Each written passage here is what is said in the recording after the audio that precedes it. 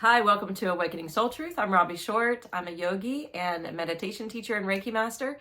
This is my friend Alison, who is also a Reiki master and meditation teacher, as well as a medium. And we're here to continue our conversation regarding resurrecting the divine feminine. I think we left with a pretty precarious moment saying we refuse to allow the story of Adam and Eve blame women. But this launched for us this huge investigation. Yeah, we started watching, what's the show on Gaia? Ascending by William Henry on Gaia TV. Yeah. And I was telling Alison a couple weeks ago when we were doing that episode that one of my ministers at the last church that I went to was saying that the creation story was nothing but a Hebrew poem and that it shouldn't be taken so literally, but yet we know that it has a lot of validity to it, or a lot of power to it, because the creation story shows up in so many different cultures around the world. And we're curious about it. Yeah. And we believe that when you ask something, the answer shows up. And so we were really led and found this show that's the beginning energy of Adam and Eve and the time after it, and fits our narrative. And we're here to discuss our narrative with you. And we're here to discuss this narrative because she said it perfectly earlier. She said we've all been duped. Yes. We feel like we've been duped with the story. We think it's possible that the Adam and Eve story actually where darkness entered and living in the divine body was no longer an option. Living the divine light here on earth.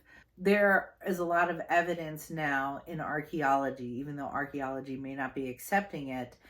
There's a lot of evidence that there were civilizations prior to these great floods. That were highly advanced, Well, we believe that was the period that beings lived in the light body, that beings were physically on the earth, that they were abundant, that they had equality, had high technology. They lived peacefully, very high technology. Something happened. There was a mini ice age. You also have the story of Adam and Eve. And what William Henry said was that Adam and Eve brought the cloak of skin, the cloak of clothing. They were clothed.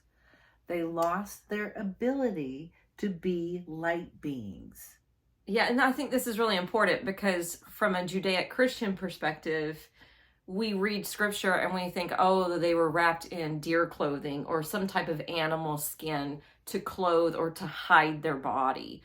But in essence, it was really the skin or human flesh added to their light bodies, which made them more dense.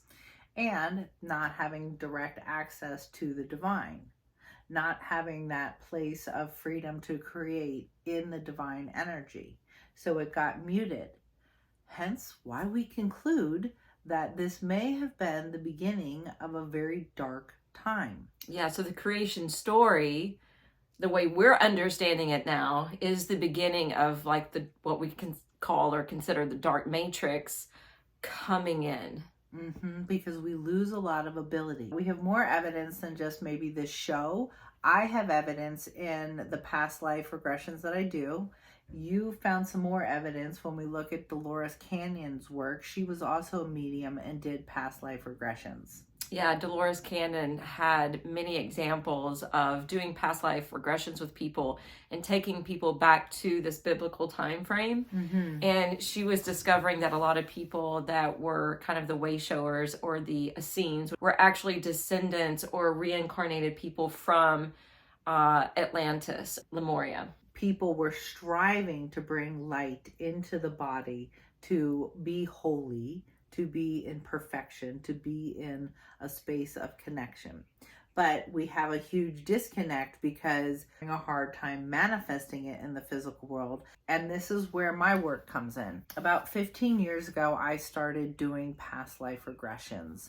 It would be whenever I started healing somebody, I would do Reiki and I would find a place of pain and I would follow that pain. And I would always ask, where is the source of this pain? What is happening? Well, oftentimes when I say, where's the source of this pain? When did it start? It would lead me into a past life. And once I entered that past life, the sadness I would feel there, but it was a collective. There was a group of sad energy there. Typically, it was a very fierce war, or it would be a very unthinkable act of violence, a very serious one. And in that space, I asked, why are they stuck? Why aren't they seeing and ascending to the light, back to the divine, back to our soul essence? I realized and learned from the divine that they didn't have that opportunity. They didn't have the opportunity to ascend to the light. They were stuck. They were captured by a moment of great fear and terror and can't get out. These pockets of pain were always centered around big, horrific events. When I go into those spaces, I present love. I started presenting love and saying, there are other options. You have the right to choose love. You have the right to feel love again. A lot of the times I actually am healing on the other plane and placing my hand on somebody's ghost body, on their heart. And when I start bringing in the space of the divine, of love, tapping into people's hearts, all of a sudden the choice becomes real and they start popping and crossing.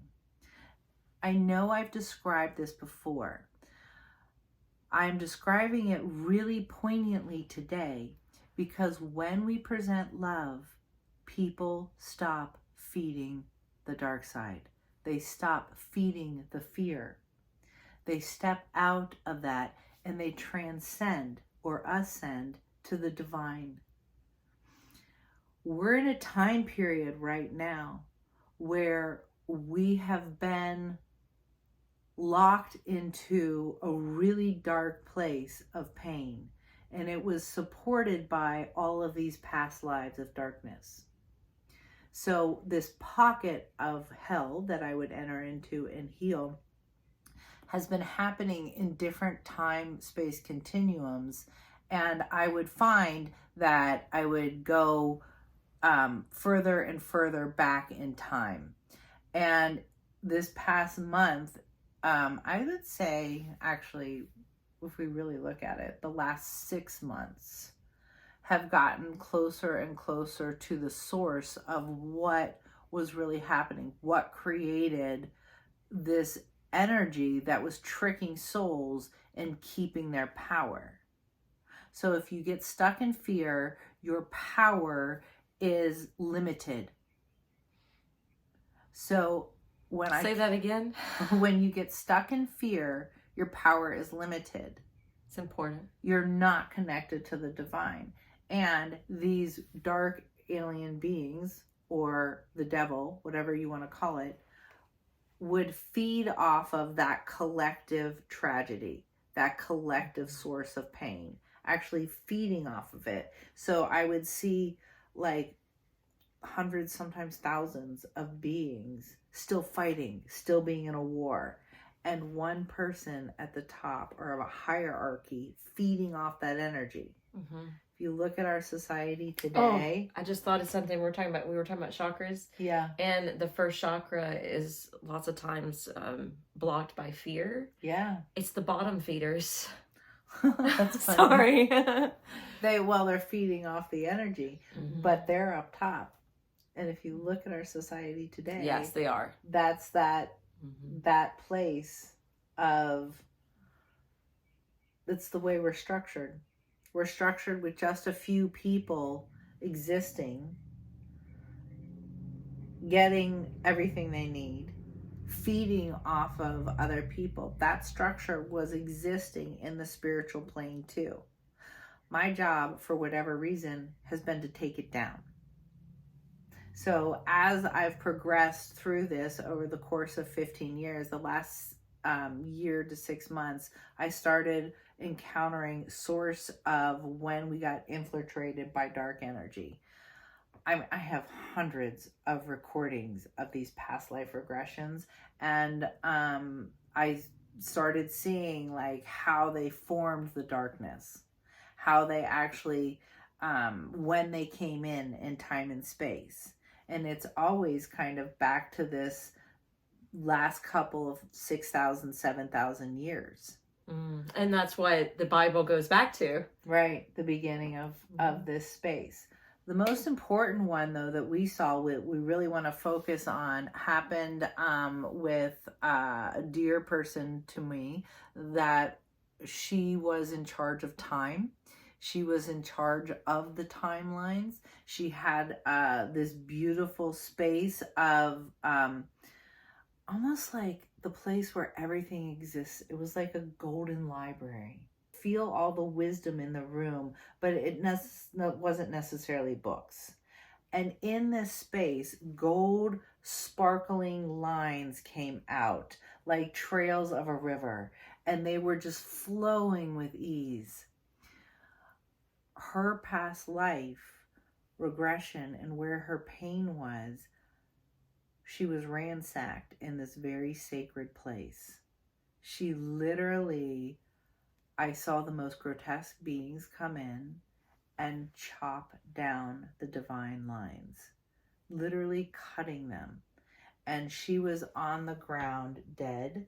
And I found her, and we started healing this place.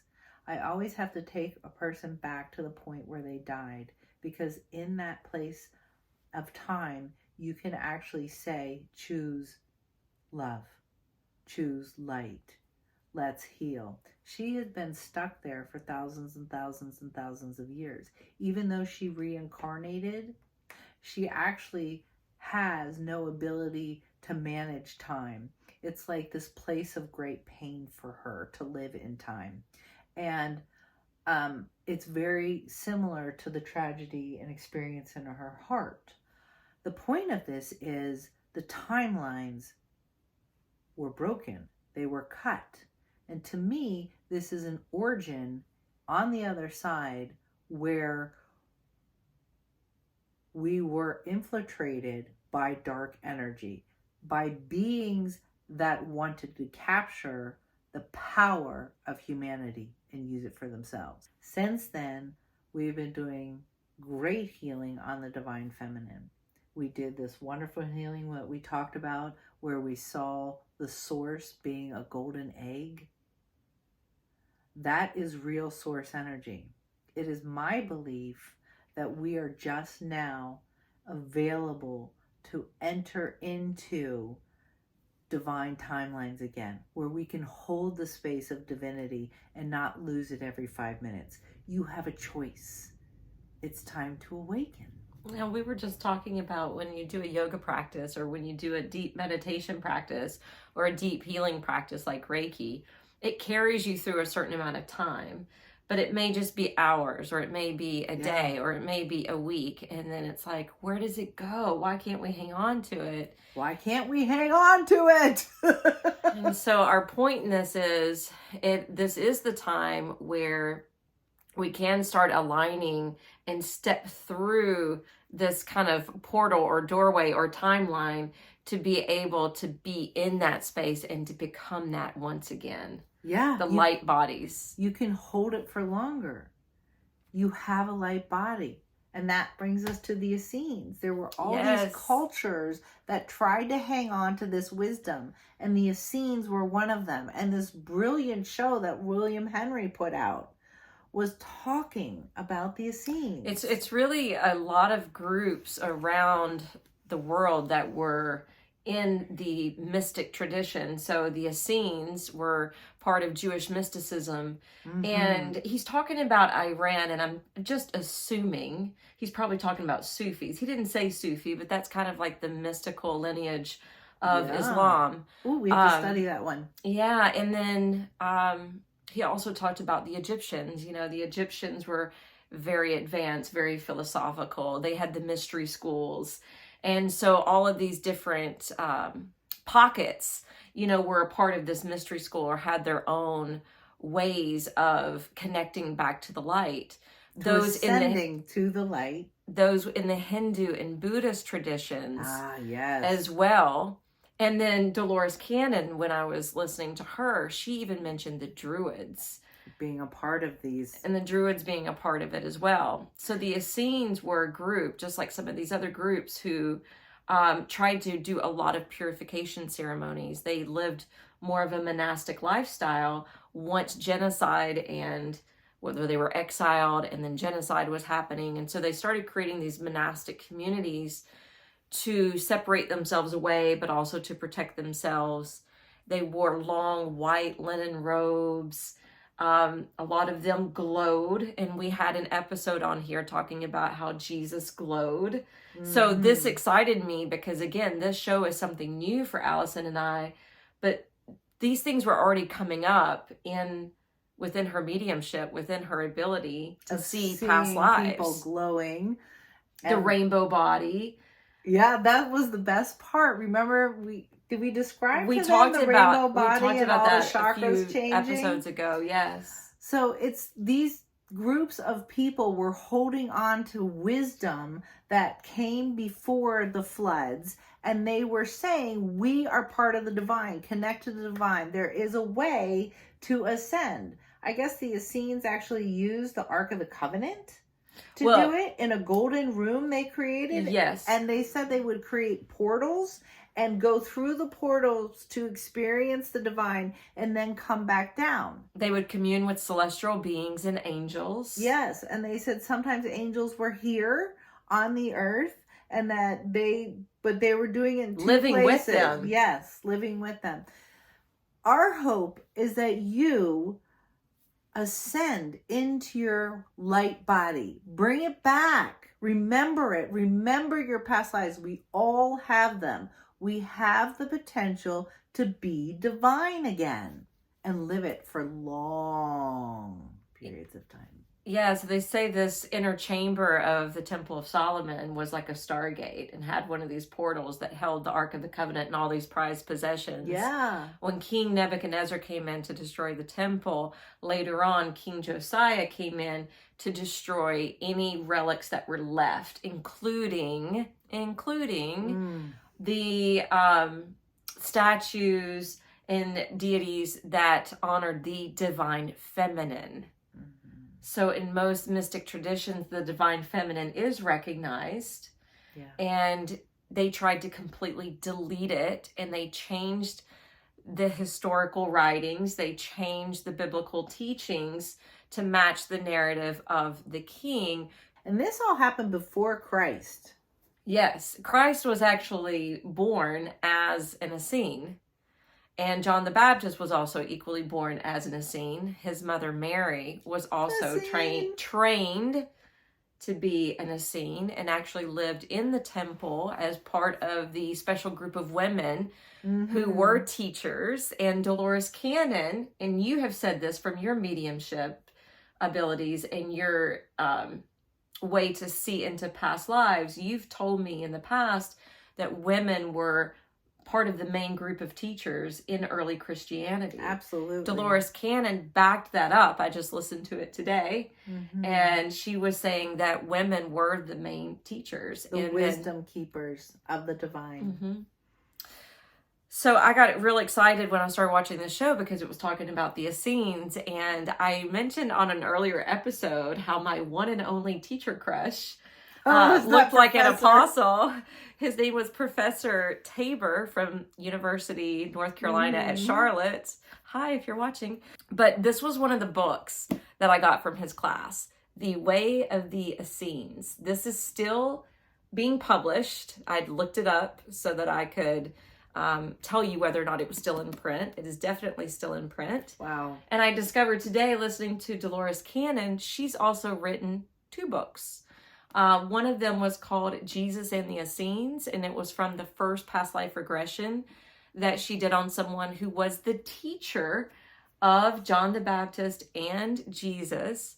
But she said this particular teacher that taught both John the Baptist and Jesus, and I believe they were cousins. They were cousins. And she said Jesus was intimidating to teach because he already knew so much. He came into this world with so much knowledge, and he absorbed all the wisdom she had to share so quickly. And Dolores Cannon went on to say that through this past life digression, she discovered that the uncle of Jesus, who comes from his mother Mary's side, who was very wealthy, he was a trader of 10. He had a fleet of ships. He traveled all around the world.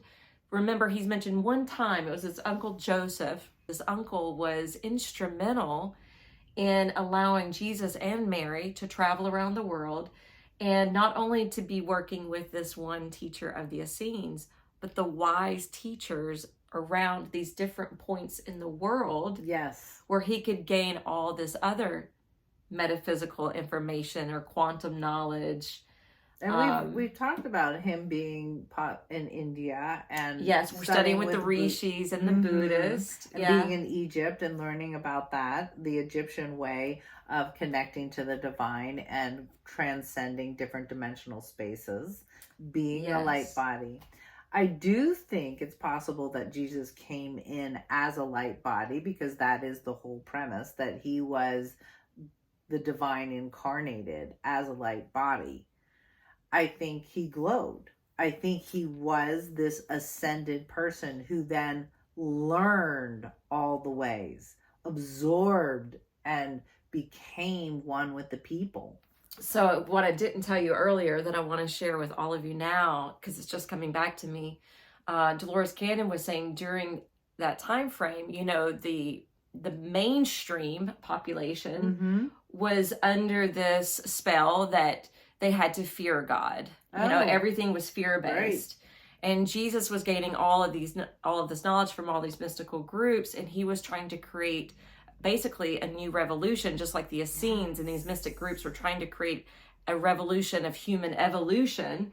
But he decided to bring it from the perspective of love and have everything coming back to love. And he had difficulty sharing some of the teachings because they were so based in love and metaphysics. The one reason why he connected so tightly to Mary Magdalene is because as a woman, she could relate and understand, and they could have these deeper conversations. And because some people weren't educated that he was going out and doing these teachings with, he decided to talk about it in a way of parables, where it would bring in this idea of nature so that they had something to relate to. So it wasn't going over their head. Just like some of the stuff that we're probably talking about is like, woo, like woo-woo. But it's not really woo-woo. We've called it that, but it's not that. It's not woo-woo. We're presenting what we believe is the truth. And that there's a different story, and that the power of the Christ to relate to individuals is saying to us, we all have this inside of us. That was his message. Yes, he was showing the way. Yeah, to love. Showing the way to being a divine soul. Yeah. Incarnated in the body. So we're here at the time of Easter. Yeah. We're here. And it's the golden egg. Really? It's the golden egg. I think the golden egg, this is my perspective. I feel like the golden egg is coming to us at the time of Easter because this is the time. This is the time where we can step into that new timeline. This is the time where we can gain that sacredness again. Because in the past, if you look back at this show, or even look back at biblical references, when they talk about these celestial beings, they often depict them as being like the sun and fiery and bright. And I don't know, there's something beautiful and secure about a golden egg versus fiery energy. And the golden egg is what I keep seeing that was resurrected in this past month, of all these different pieces coming together into the accumulation of this divine egg, which I think hovers above every being. And if you drop it into your body, let it hatch. Let it hatch inside.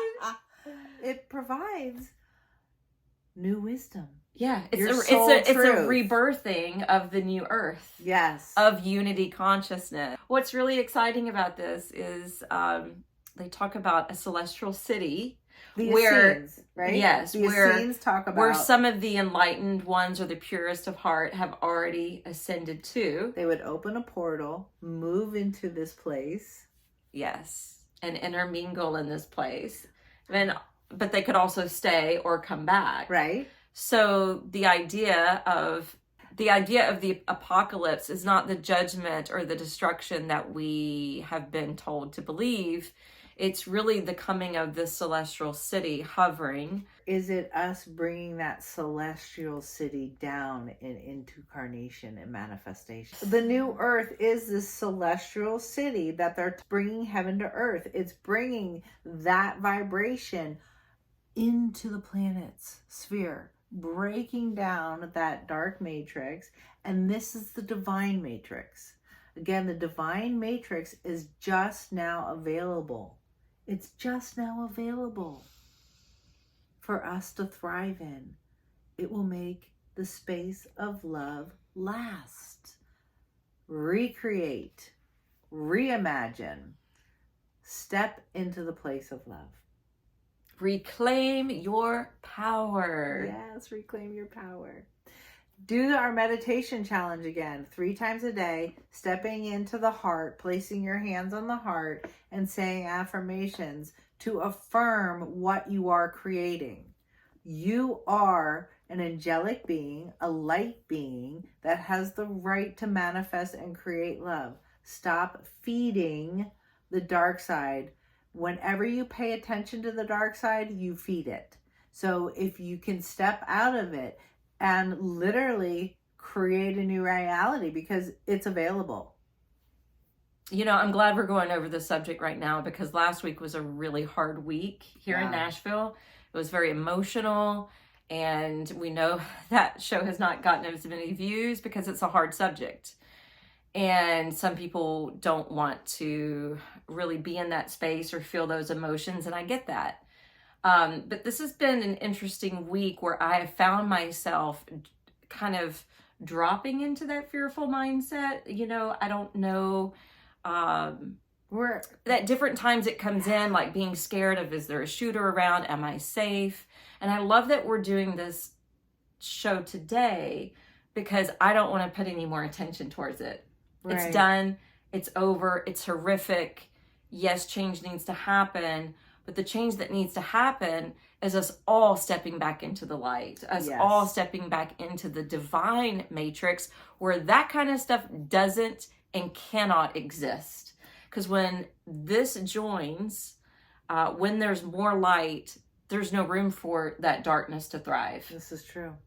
And when you stand in your light, you actually create and pass light. Just like a candle can be lit off another candle, a flame can eternally be passed. Mm-hmm. You literally, when we step into the love, we heal that place of darkness. We're not saying deny that it happened. It happened. Mm-hmm. We're saying it's time to create something new for us to heal. We all have a new potential to step out of the extreme pain that we've been living in for thousands of years.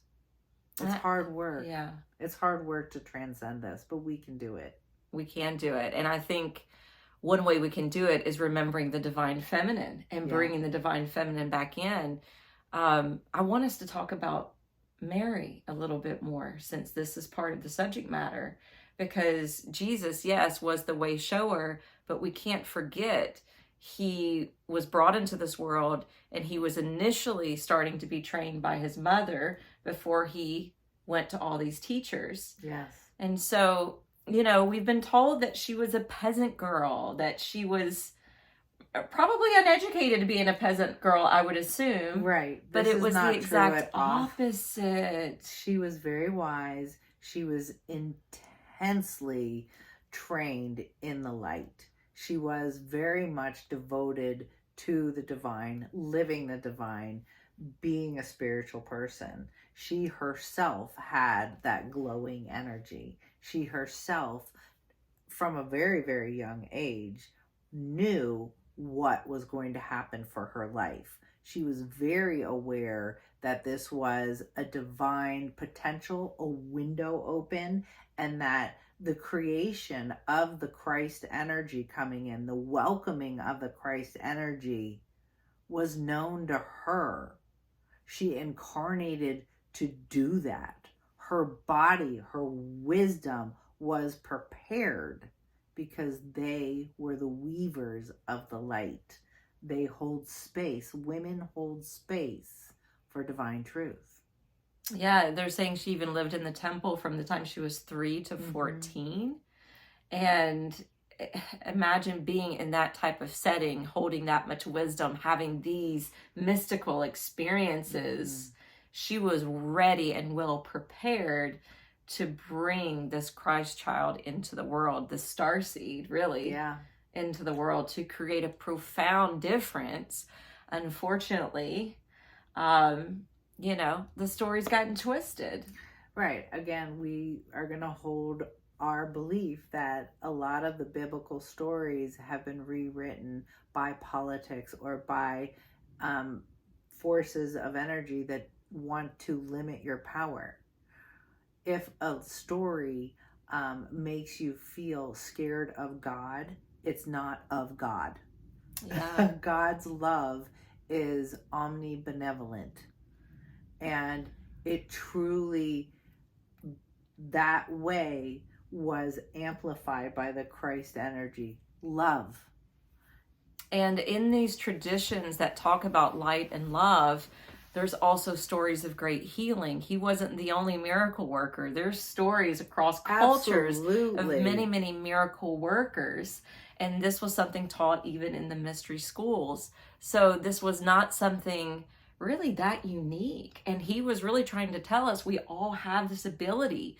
In the past life regression that Dolores Cannon was mentioning, she saw Jesus teaching people and drawing a circle in the palm of his hand and reminding people that everybody has the ability, because everybody has healing hands.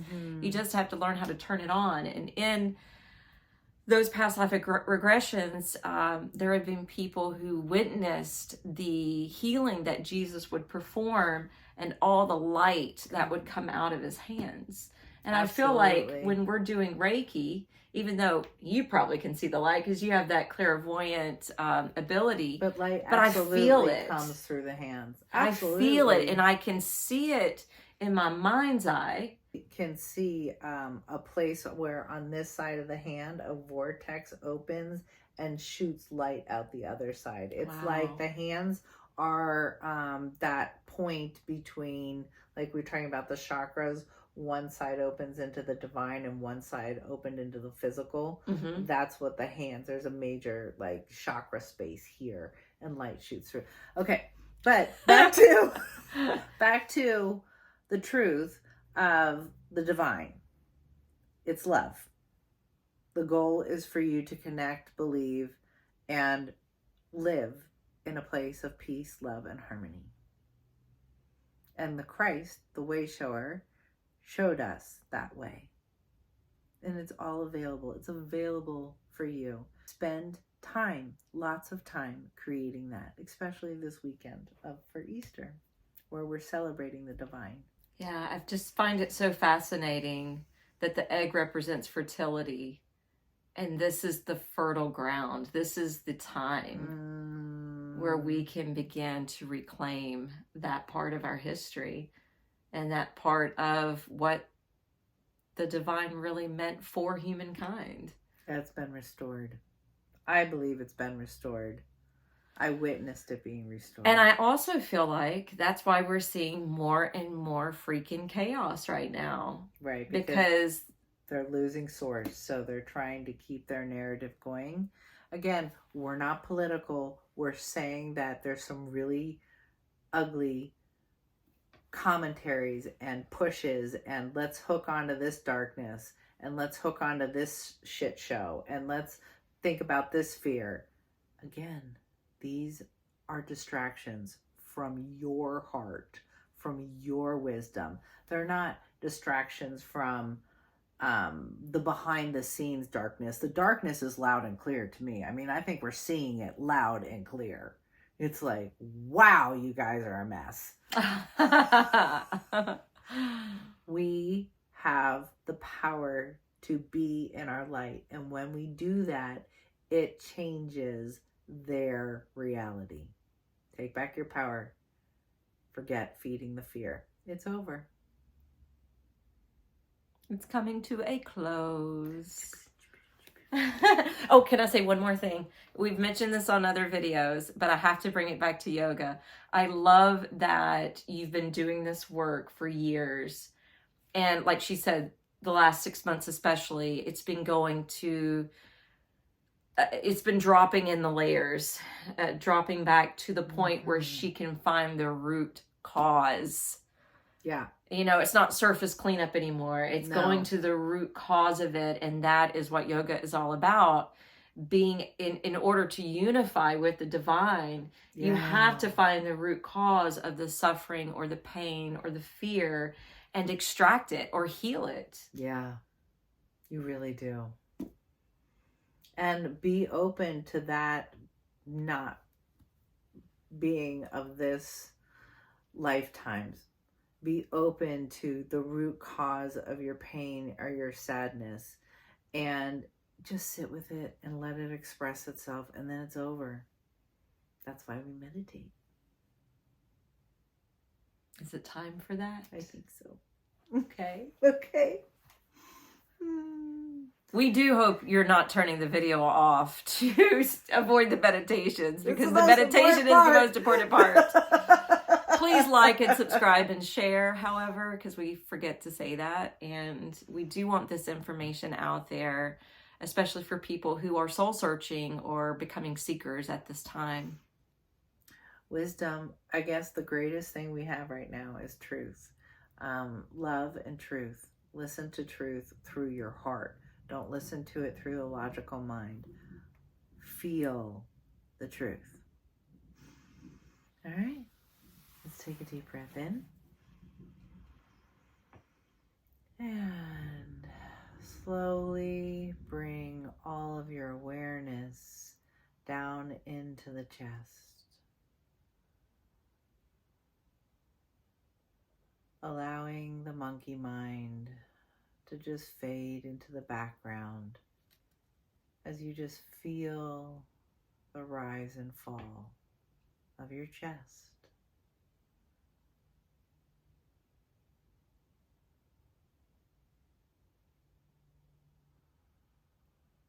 Maybe even putting your hands on your heart, allowing yourself to really feel and notice the simplicity of breathing, connecting immediately to the now moment.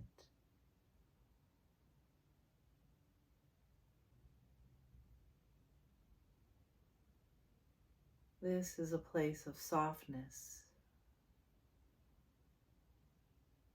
This is a place of truth.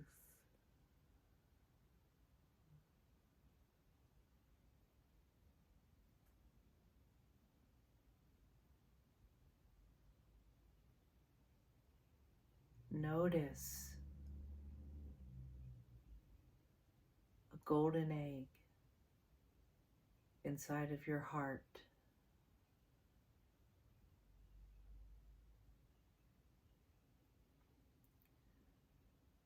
Ask, visualize, feel a great presence of light within this egg.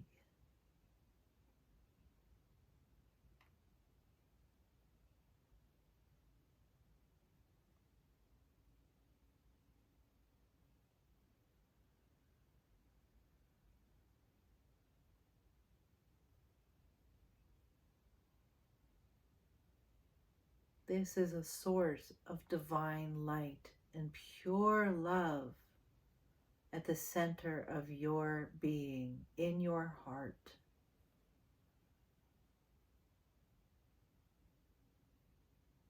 Just breathe into it. Feel the love.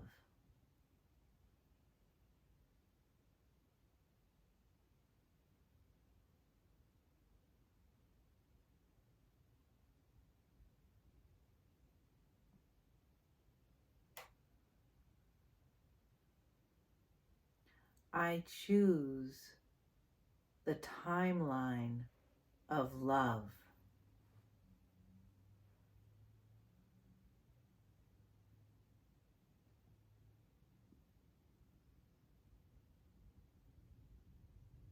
I choose to awaken Christ's love in my heart.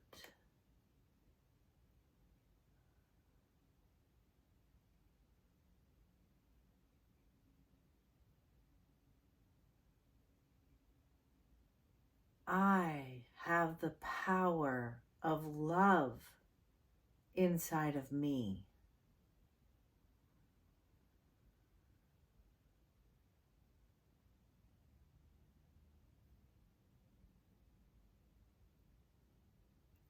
I align with this love.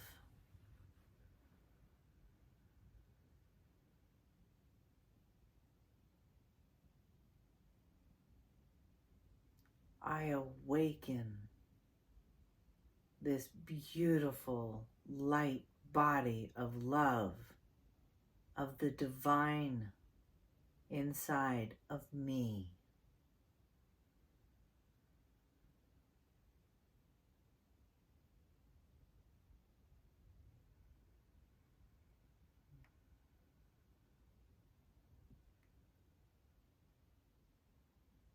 Breathe into this light and allow it to expand.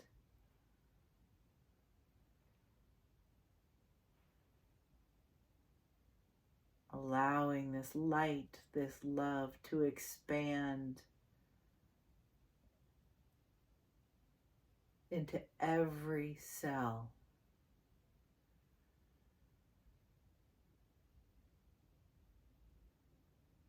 The divine light inside of me brings harmony and peace to every cell of my body.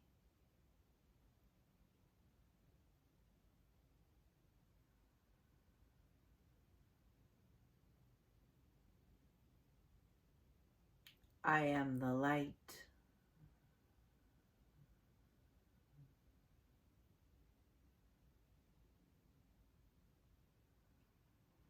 I bring peace and harmony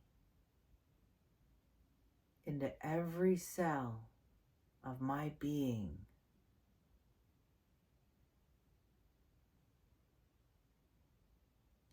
I am the divine light.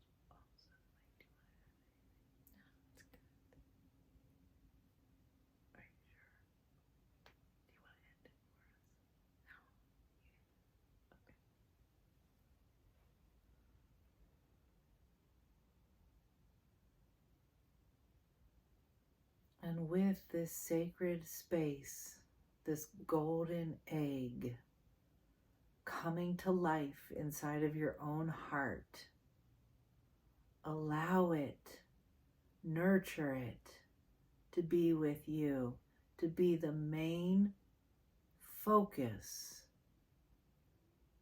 of each and every moment. I am a being of light and love.